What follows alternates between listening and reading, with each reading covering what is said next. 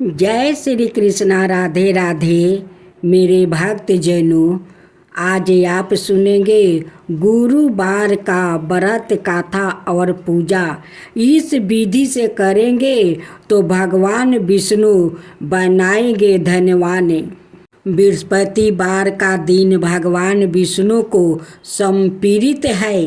कहते हैं कि जो व्याकृत हर गुरुवार भगवान विष्णु की पूजा करता है और गुरुवार की कथा सुनता है, गुरुवार बृहस्पति की और भगवान विष्णु की कृपा से उनकी सभी परेशानियां दूर हो जाती है। लेकिन गुरुवार की व्रत कथा और पूजा के कुछ नियम है जिनका बड़ी ही सावधानी से पालन करना चाहिए। गुरुवार व्रत पूजा कथा में कई ऐसी बातें बताई गई है जिन्हें मनुष्य को ध्यानपूर्वक अपनाना चाहिए। कहते हैं जो व्याकृत श्रद्धा भाव से गुरुवार को भगवान विष्णु की पूजा करता है और गुरुवार व्रत की कथा कहता है और सुनता है, उसकी गरीबी और कष्ट को भगवान विष्णु दूर कर देते हैं। जीवन में सुख समृद्धि के लिए गुरुवार के दिन आप भी इस गुरुवार व्रत कथा को सुने या पढ़े। बृहस्पतिवार के दिन सूर्योदय से पहले ही उठे और नृत्य कर्म से निवृत्त होकर पीले रंग के वस्तु पहने। इसके बाद पूरे घर में गंगा जल छिड़के। इसके बाद पूजा घर में श्री हरि विष्णु की मूर्ति या चित्रा स्थापित करें। फिर पीले रंग के गंध पुष्पा और अक्षत चढ़ाए। इसके बाद चना गुड़ और मुनका चढ़ाकर विधि विधान से पूजन शुरू करें। इस मंत्रोच्चार के बाद बृहस्पतिवार व्रत की कथा पढ़े। यह इस प्रकार से है कि प्राचीन समय की बात है। भारतवर्ष में एक राजा राज करता था। वो बड़ा प्रतापी और दानी था। वो नृत्य गरीबों और ब्राह्मणों की सेवा सहायता करता था। वो प्रतिदिन मंदिर में भगवान को दर्शन करने जाता था, लेकिन यह बात उसकी रानी को अच्छी नहीं लगती थी। वो ना ही पूजा करती थी और ना ही दान करने में उसका मन लगता था। एक दिन राजा शिकार खेलने वन को गया हुआ था, तो रानी और दासी महल में अकेली थी। उसी समय बृहस्पति भगवान साधु भेष में राजा के महल में भिक्षा के लिए गया और भिक्षा मांगी, तो रानी ने भिक्षा देने से मना कर दिया। रानी ने कहा कि हे साधु महाराज, मैं तो दान पुण्य से तंग आ गई हूँ। इस कार्य के लिए मेरे पति देव ही बहुत ही है। अब आप ऐसी कृपा करें कि सारा धन नष्ट हो जाए और मैं आराम से रह सकूं। साधु ने कहा, देवी तुम तो बड़ी अजीब हो। धन और संतान से कौन दुखी होता है? इसकी तो सभी कामना करते हैं। पापी भी पुत्र और धन की इच्छा करते हैं।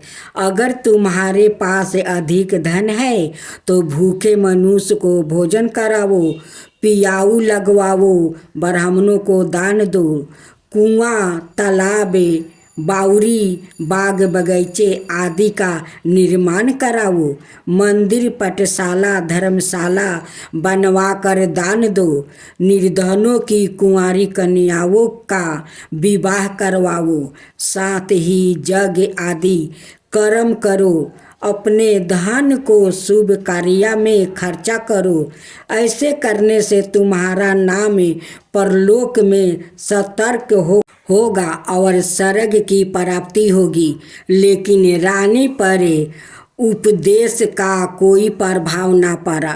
वो बोली, महाराज, मुझे ऐसे धन की आवश्यकता नहीं है जिसको मैं अन्य लोगों को दान दूं, जिसको रखने और संभालने में ही मेरा सारा समय नष्ट हो जाए।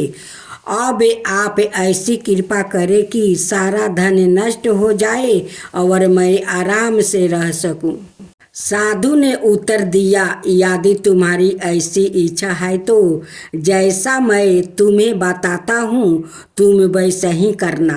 बृहस्पतिवार को घर को गोबर से लिपना, अपने केशों को पीली मिट्टी से धोना, राजा से कहना ओ बृहस्पतिवार को हजामत बनवाए, भोजन में मांस मदिरा खाना और कपड़ा धोबी के यहाँ धोने के लिए देना। ऐसे करने से 7 बृहस्पतिवार में ही आपका सारा धन नष्ट हो जाएगा। इतना कहकर वो साधु महाराज वहाँ से अंतर्ध्यान हो गया। इसके बाद रानी ने वही किया जो साधु ने बताया था। 3 बृहस्पतिवार ही बीते थे कि उसका समस्त धन संपत्ति नष्ट हो गया और भोजन के लिए राजा रानी तरसने लगा। तब एक दिन राजा ने रानी से कहा कि तुम यहाँ पर रहो, मैं दूसरे देश में नौकरी के लिए चला जाऊं, क्योंकि यहाँ पर मुझे सभी मनुष्य जानते हैं, इसलिए कोई कार्य नहीं कर सकता हूँ। देश चोरी परदेश भीख मांगना बराबर है। ऐसा कहकर राजा परदेश चला गया। वहाँ जंगल को जाता और लकड़ी काट कर लाता और शहर में बेचता। इस तरह जीवन व्यतीत करने लगा।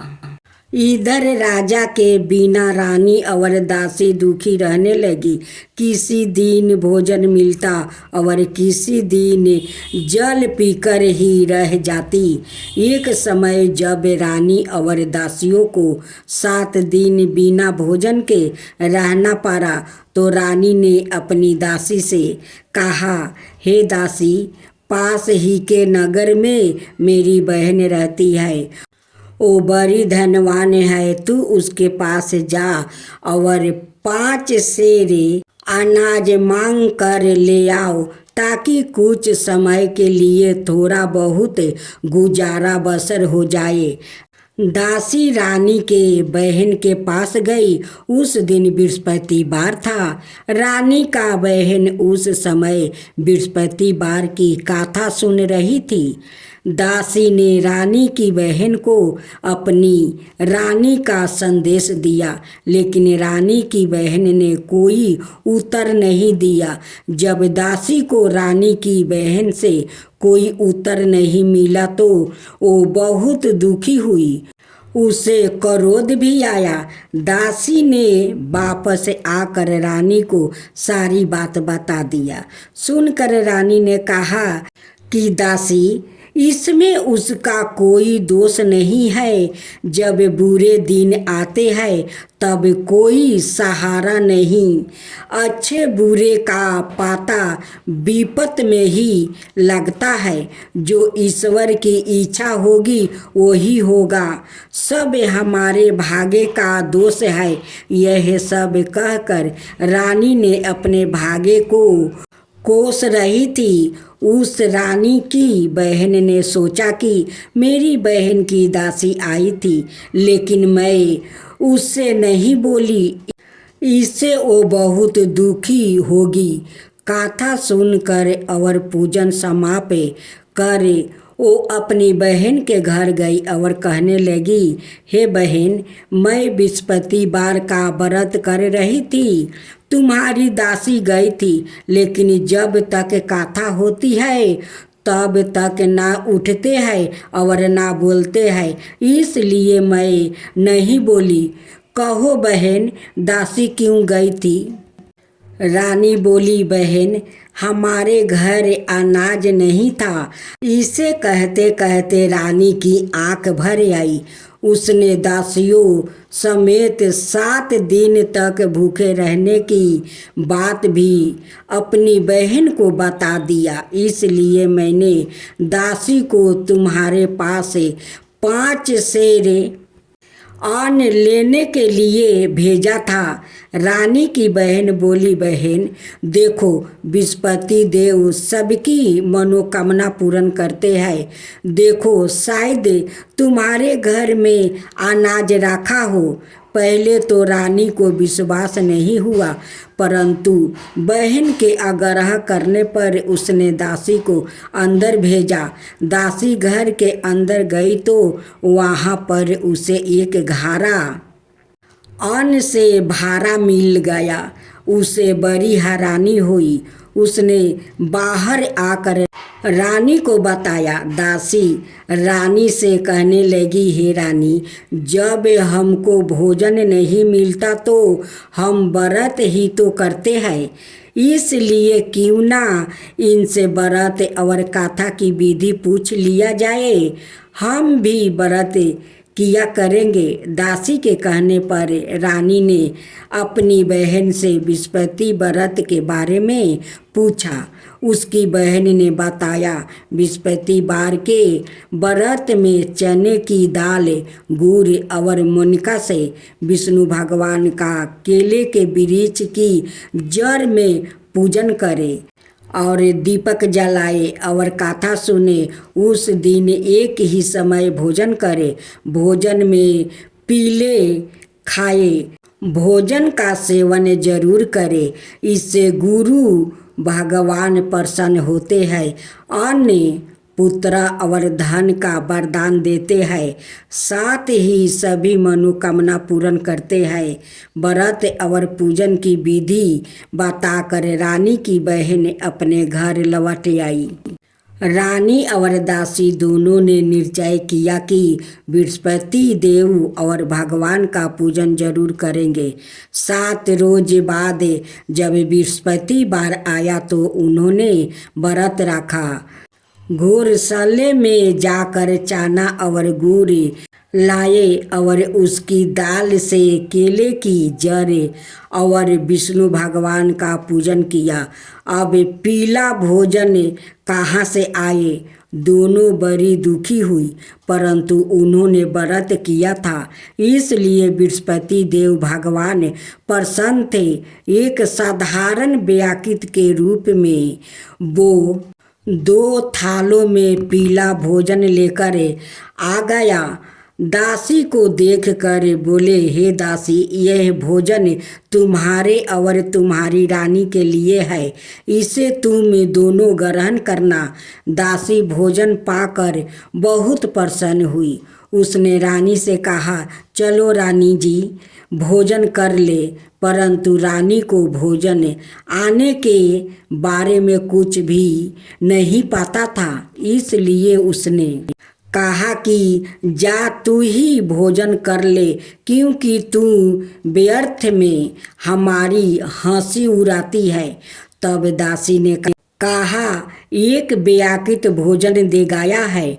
तब रानी ने कहा, वो व्याकृत तेरे लिए ही भोजन दे गया है, तू ही भोजन कर ले। तब दासी ने कहा, ओ व्याकृत हम दोनों के लिए 2 थाले में सुंदर पीला भोजन दे गया है, इसलिए मैं और आप दोनों ही साथ साथ भोजन करेंगे। यह सुनकर रानी बहुत प्रसन्न हुई और दोनों ने गुरु भगवान को नमस्कार कर भोजन किया।